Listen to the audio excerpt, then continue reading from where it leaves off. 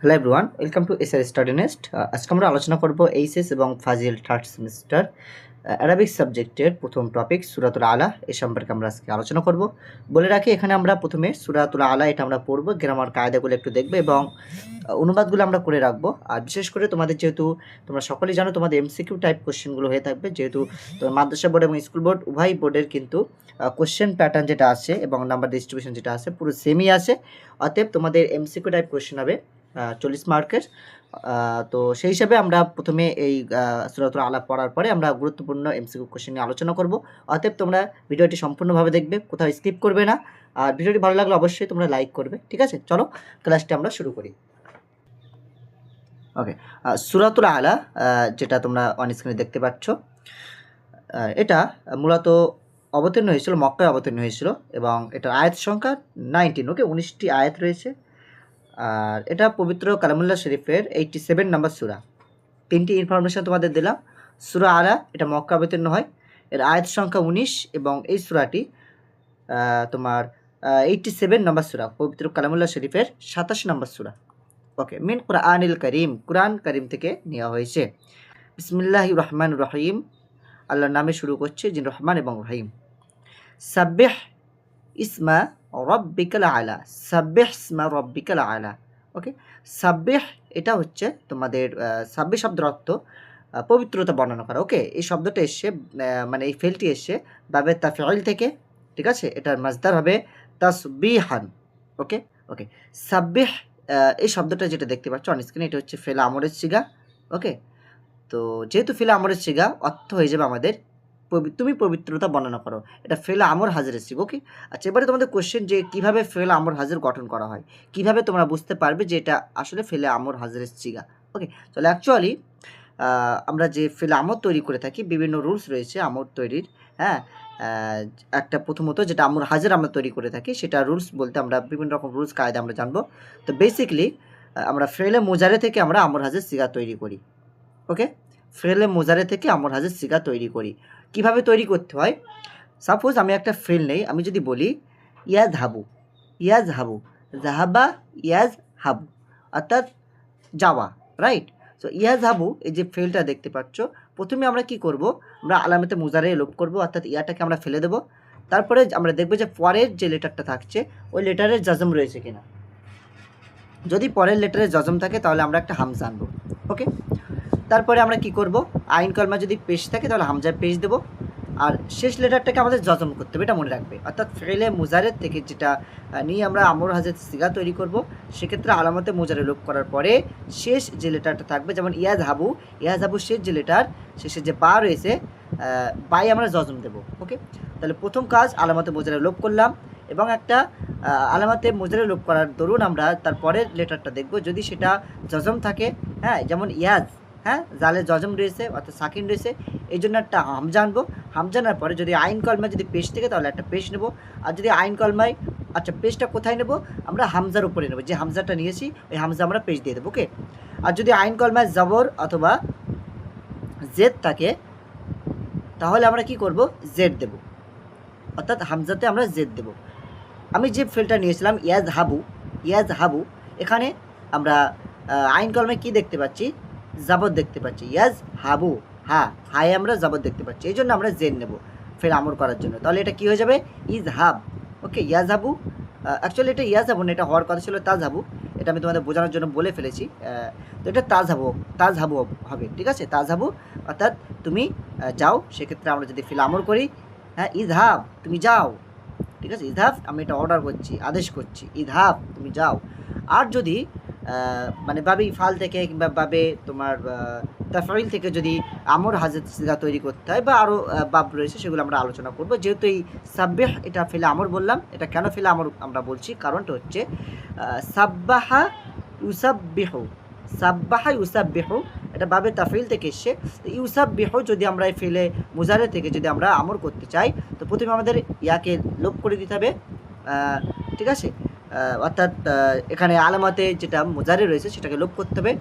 সাব্বাহা ইউসাব্বাহু এটা আসলে ছিল তাসাব্বিহু, সাব্বাহা ইউসাব্বিহু এটা ছিল তাসাব্বিহু। ওকে, তাসাব্বিহু মানে তুমি পবিত্রতা বর্ণনা করো, ঠিক আছে? তাসাব্বিহু ছিল, সেটা থেকে আমরা ফেলে আমর করেছি। কিভাবে আমর হয়েছে, এখানে কায়দাটা হচ্ছে আমরা আলামত মুজারে লোপ করে দেবো, অর্থাৎ তা লোপ করে দিলাম। লোপ করে দেওয়ার পরে আমরা দেখব আইন কলমাই তার পরের যে লেটার সেটা জজম রয়েছে কিনা। যদি জজম থাকে আমরা একটা হামজা আনবো, আর যদি জজম না থাকে আমরা কোনো হামজা নেব না। আর শেষ অক্ষরে কী করবো, আমরা শেষ অক্ষরে একটা জজম দিয়ে দেবো। ওকে, যেমন তাসাব্বিহু যে ফেলটা ছিল এটাকে যদি আমরা ফেলে আমর করি সেক্ষেত্রে হয়ে যাচ্ছে, যেহেতু এখানে আলামাতে মুজারে লোপ করার পরে পরের যে লেটার রয়েছে সেখানে যেহেতু জজম নেই, এই জন্য আমরা হামজা আনবো না। তাহলে হামজা না আনলে কী হয়ে যাচ্ছে, সাব্বিহু হয়ে যাচ্ছিল, সাব্বিহু। আর আমি কায়দা বললাম যে আমাদের শেষ অক্ষরে জজম দিতে হবে, তাহলে যদি শেষ অক্ষরে জজম দিয়ে দেয় তাহলে কী হচ্ছে, সাব্বিহ। হ্যাঁ, তাসাব্বিহু থেকে ফেল আমর করলে কী হয়ে যাচ্ছে, সাব্বিহ। ওকে, সাব্বিহ, এটা হচ্ছে আমাদের মেন কায়দা। আমি লিখে বোঝালে হয়তো তোমরা বুঝতে পারতে। যাক, আমরা যেটা আলোচনা করলাম একটু মনে রেখে দাও, আর প্রয়োজনে তোমরা আমি যে কথাগুলো বললাম খাতায় নোট করে নাও, তাহলে যেভাবে বললাম তোমরা নোট করে প্র্যাকটিস করো, তাহলে বুঝতে পারবে। ওকে, সাব্বিহ মানে পবিত্রতা বর্ণনা করো। ইসমা, ইসমা মানে নাম। ওকে, ইসমা রব্বিকা কার নামে, তোমার প্রতিপালকের নামে। ওকে, তোমার প্রতিপালকের নামে পবিত্রতা বর্ণনা করো। ওকে, ইসমা এটা হচ্ছে মুদাফ হচ্ছে, রব্বি এটা মুদাফিলাই হচ্ছে, এই মুদাফিলা এটা আবার মুদাফ হচ্ছে কার সাথে, কা জমিরের সাথে। ওকে, এই জন্য এখানে মুদাফ, যেহেতু এটা রব্বি এটা মুজাফিলাই হয়েছে প্রথমে, এই জন্য এখানে জেদ দেখতে পাচ্ছি। আবার যেহেতু এটা মুজাফ হয়েছে, অ্যাকচুয়ালি এখানে দুটো জের হওয়ার কথা ছিল, যেহেতু এটা আবার মুজাফ হচ্ছে কাফ জামিরের সাথে, এই জন্য এখানে আমরা একটা জেদ দেখতে পাচ্ছি। ওকে, বলছে সাব্বিহ তুমি পবিত্রতা বর্ণনা করো, ইসমা রব্বিকা তোমার প্রতিপালকের নামে, আলা যে প্রতিপালক মহান, অর্থাৎ আপনি আপনার মহান প্রতিপালকের পবিত্রতা বর্ণনা করো। আপনি আপনার মহান প্রতিপালকের নামের, হ্যাঁ ইসমা রয়েছে নামের মানে পবিত্রতা বর্ণনা করো। ওকে, আল্লাদি খলাকা ফাসাওয়া। ওকে, আল্লাদি খলাকা ফাসাওয়া, আল্লাদি মানে যিনি, খলাকা সৃষ্টি করেছেন, ফাসাওয়া, ফাসাওয়া অর্থ হচ্ছে তোমার সুবিন্যস্ত করা। ওকে, যিনি সৃষ্টি করেছেন এবং সাজিয়েছেন, সুবিন্যস্ত করেছেন। ওয়াল্লাদি এবং যিনি কদ্দরা যিনি পরিমতি করেছেন, সুপরিমিত করেছেন। হ্যাঁ, ফাহাদা এবং সঠিক পথ দেখিয়েছেন, তারই পবিত্রতা তুমি বর্ণনা করো।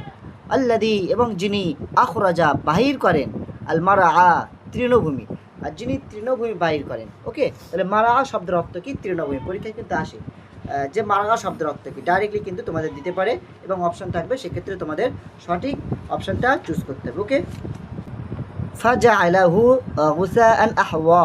ওকে, ফাজা আলাহু তিনি করে দিয়েছেন, অর্থাৎ মারা তৃণভূমি যেটা ছিল ওই তৃণভূমিকে তিনি করে দিয়েছেন, হুসাআন, হুসাআন আহওয়া। ঠিক আছে, হুসাআন মানে হচ্ছে, মনে রাখবে হুসাআন শব্দের অর্থ হচ্ছে আবর্জনা, অর্থাৎ তিনি যে তৃণভূমি তৈরি করেন সেই তৃণভূমিকে তিনি আবার কি করেন, আবর্জনা তৈরি করেন।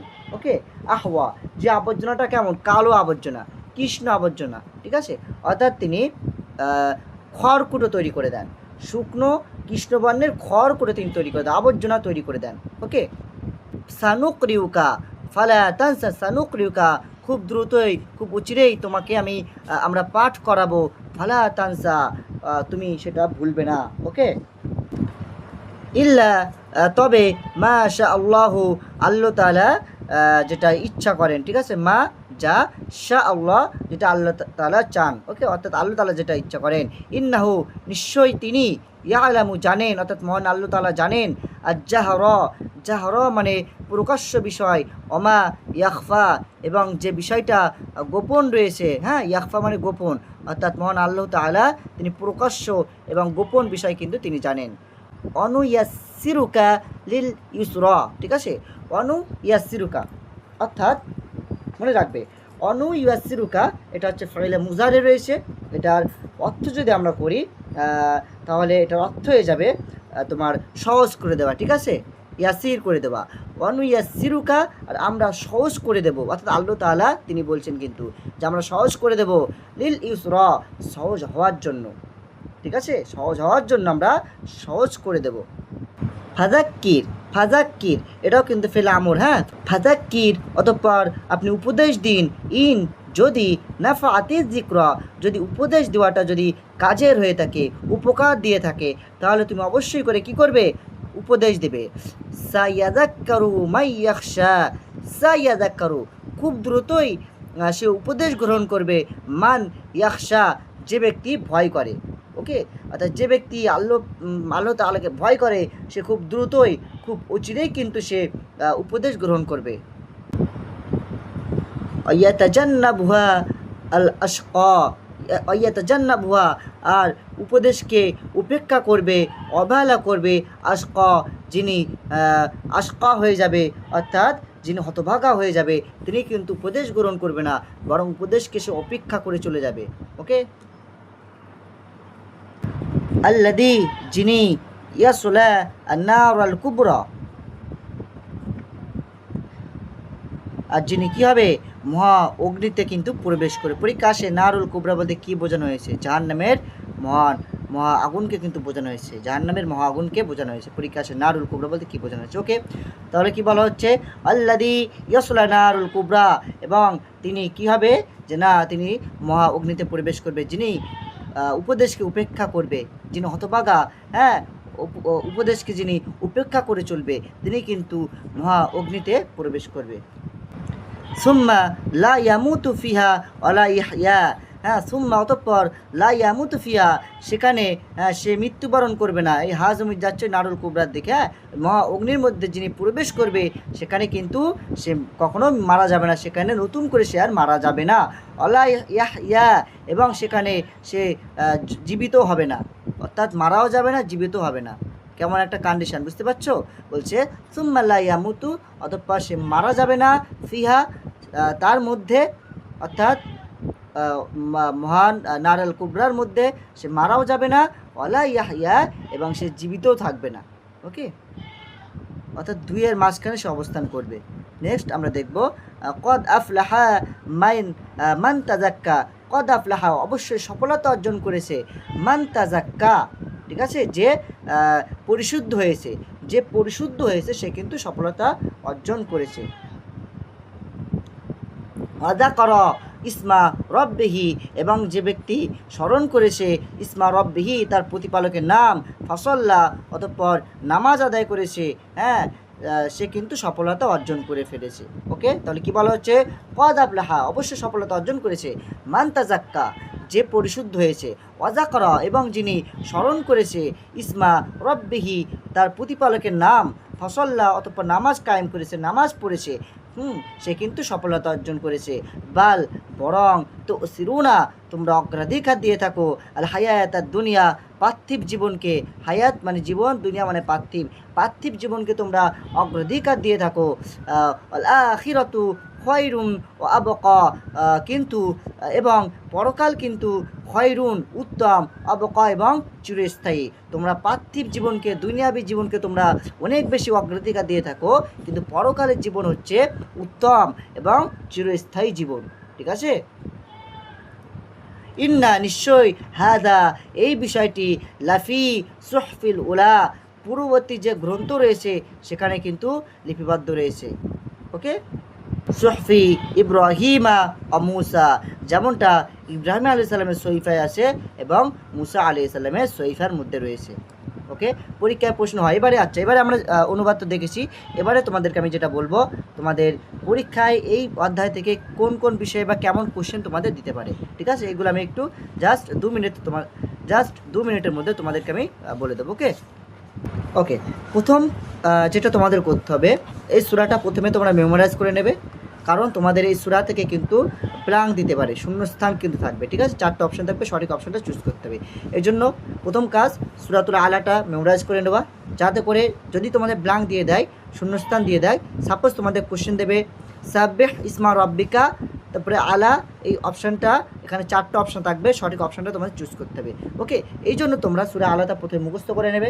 দ্বিতীয় কাজ হচ্ছে, পরীক্ষা আসবে যে সূরা আলা কোথায় অবতীর্ণ হয়, ঠিক আছে, সেক্ষেত্রে 4টা অপশান থাকবে, বা যে কোনো অপশান থাকতে পারে, 3টা কি 4টা অপশান থাকবে, সঠিক অ্যান্সারটা চুজ করতে হবে। এরপরে কোশ্চেন হবে সূরা আলার আয়াত সংখ্যা কত, আয়াত সংখ্যা দিয়ে কিন্তু কোশ্চেন হয়, অতএব আয়াত সংখ্যাটা যেটা বললাম তোমরা মনে রাখবে, 19টা আয়াত রয়েছে, ঠিক আছে, এটা তোমাদের মনে রাখতে হবে। আচ্ছা, আলা শব্দের অর্থ, খুবই ভাইটাল কোশ্চেন, আলা শব্দের অর্থ কী, ঠিক আছে, এখান থেকে ডাইরেক্টলি দিয়ে দেয় আলা শব্দের অর্থ কী। আলা শব্দের অর্থ হচ্ছে মহান। ওকে, আলা শব্দের অর্থ সর্বোচ্চ বা সর্বশ্রেষ্ঠ, মহান। ওকে, কদ্দারা শব্দের অর্থ কী, পরীক্ষা আসে, কদ্দারা শব্দের অর্থ, ঠিক আছে, যেটা দেখতে পাচ্ছ কদ্দারা শব্দের অর্থ কী, হ্যাঁ কদ্দারা শব্দের অর্থ হচ্ছে বিকাশ সাধন হওয়া, ঠিক আছে, বিকাশিত করা। ওকে, তারপরে পরীক্ষা আসতে পারে মারা শব্দের অর্থ কী, এটা দেখে রাখবে।